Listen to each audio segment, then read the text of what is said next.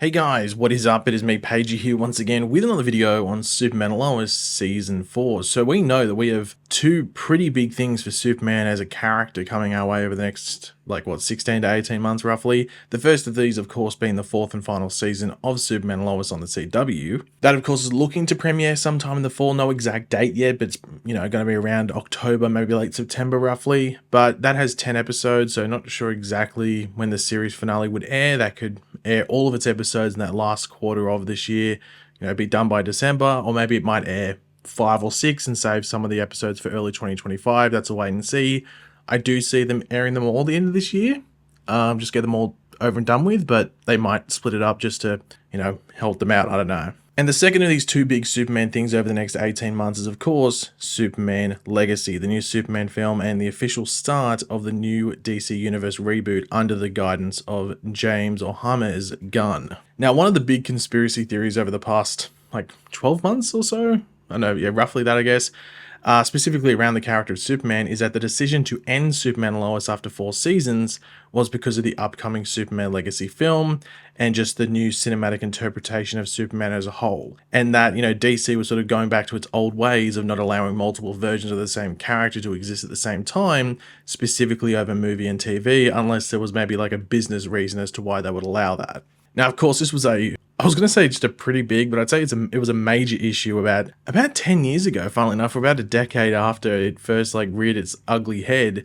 And this was in the earlier seasons of Arrow. So Deathstroke and Amanda Waller were casualties, or two characters that were hindered extremely with this and forced to change their plans for what Arrow as a show wanted to do with stories that would have involved those characters, and in some cases just wiped that aspect of the show away. So the Suicide Squad, for example, it even stopped them using characters as a whole, not even really being able to properly introduce them or use them at all, just tease them, like Harley Quinn, who was teased, I think in season 2, but they weren't allowed to use her properly in the end due to plans, to use the character in the films, which we eventually saw with Margot Robbie in the Suicide Squad films and other movies like that. But you might be wondering, okay, well, why bringing this up now? Well, it seems like Warner Brothers were the reason for the end of Superman and Lois after 4 seasons and not the CW like was believed up until this point. But who's saying this? Well, it's the CW's president of entertainment, that being Brad Schwartz. Now, in an interview with The Wrap, they're the exclusive, source for this, Brad Schwartz opened up about the CW's choices with certain shows and why Superman and Lois was the only show out of the 4 main CW shows that was renewed for this upcoming season of TV to also be announced as ending, while the others are open to being renewed for further seasons, and by the sounds of it, at least 2 of them will, and the third one's just they're going to base it off performance. Now, what I'm about to say from the thing might seem like a mouthful, but it carries all the context for this part of the interview, so stick with me, stay with me, but this is what the Wrap article had to say. After taking control, the executive team examined the network's slate of scripted originals and came away with 4 that were well watched enough to be worth the investment: All American, All American Homecoming, Walker, and Superman Lois. The rest were scrapped. The reasons why these particular shows made the cut are clear. Both All American and All American Homecoming were the CW's most watched series when it came to the adults 18 to 49 demo. All American was the network's most watched series on digital and had the largest total audience across all platforms, according to Schwartz. As for Walker and Superman Lois, these shows were the network's biggest in terms of total audience. We went to our partners at CBS and Warner Brothers and we just were like, we're partners on these things, you sell them randomly around, here's our economics. We can't keep losing the amount of money we were on the shows. Schwartz explained. Very collaboratively, everyone got together and we pushed these 4 shows forward. Schwartz noted that if these 4 series continue to perform from a ratings perspective and at their current cost, there's no reasons why you wouldn't keep doing them. And then this is the bit about Superman and Lois. So Schwartz clarified that despite how well Superman and Lois has performed, the decision to end the DC property came from Warner Brothers. They don't want a competing Superman product in the marketplace, Schwartz said, this being him referring to James Gunn's 2025 movie, Superman Legacy. So my overall thoughts on this, obviously it does line up with, as I said, the conspiracy theory that people had over the past, maybe not 12 months, I can't remember when, I guess since the time they said they were going to end Superman and Lois, but also there was a bit before that where they thought it's probably on a lifeline for 1 or 2 more seasons until the time period where Superman Legacy is coming up, and then the show won't be around anymore. But that's the real question, did they really end Superman and Lois? Like Warner Brothers, did they really end Superman and Lois because of Superman Legacy? And another side question to this, if so, was James Gunn involved, or was this more of a head of Warner Brothers TV and maybe Zaslav decision? And I mean, the person who's saying it is one of the head honchos at the CW. I don't think he would say something that isn't true. But then again, he might not be revealing everything. Like there might have been some talk about Warner Brothers saying, hey, we might be able to do one more season. The CW was like, well, no, we sort of want to be the ones that can clarify that. And maybe Warner Brothers wanted to lock in a season ahead of time rather than the CW deciding it, year by year. So maybe like Warner Brothers was like, hey, we'll let you do 2 more seasons. And the CW was like, well, we'd rather wait and see how season 4 goes before we, get around to that, because that's how they're pretty much going to base their renewals. If they're doing well, they'll keep renewing them. And if they're cost effective, but you don't know that until each year goes by. So maybe the Warner Brothers didn't want to side with that sort of, way of deciding things. But at the same time, this does go in line with the things we'd seen previously with Warner Brothers about 10 years ago, but it's also something that Zaslav had sort of brought up about a year ago, roughly, in another interview, that they didn't want these multiple versions of characters existing and they wanted it streamlined. So that sort of supports what Brad Schwartz is saying. Now, of course, when this whole thing came up, one of the big things that was talked about is the double standards. And they might be wondering, okay, well, double standards on what? What, with Superman?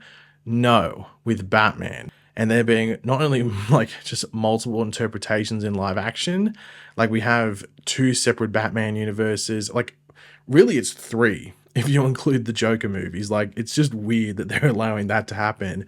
And I actually think I know why they allow that to happen specifically with Batman, because Batman's one of the more protected things. They really just keep it streamlined.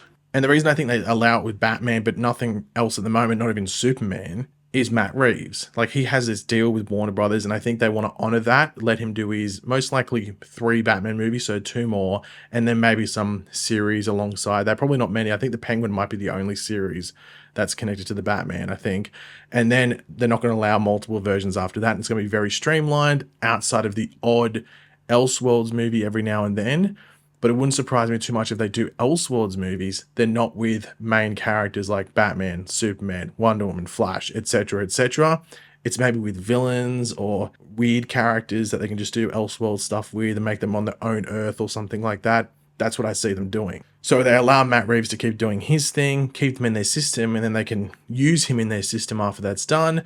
But also, this is sort of supported by and indicated, I guess, by that Arkham series that turned from a Matt Reeves universe project into a DCU project since it was announced a few years back, which sort of lines with that thing I was saying before, where there might not be too many more things in that Batman universe, like the Batman universe, like with the Penguin show, and everything after that, or outside of those further 2 Batman sequels and the Penguin, is just going to be DCU, at least with Matt Reeves and Batman related stuff. Now, the thing with this is that at this point from when I'm making this video, at least from my knowledge, James Gunn hasn't acknowledged this, and he's pretty quick to shoot down anything that isn't true. So maybe he just thinks he's not the one that has to reply to this, because as I said, one of the things I asked before, like following the initial quote from Brad Schwartz, is like, is Gunn involved? I don't think he is. He might have been knowledgeable of it. I think he knew about it, or maybe would have known about it, or that being the reason why Superman Lois wasn't continuing. Like, that's why they're not allowing it.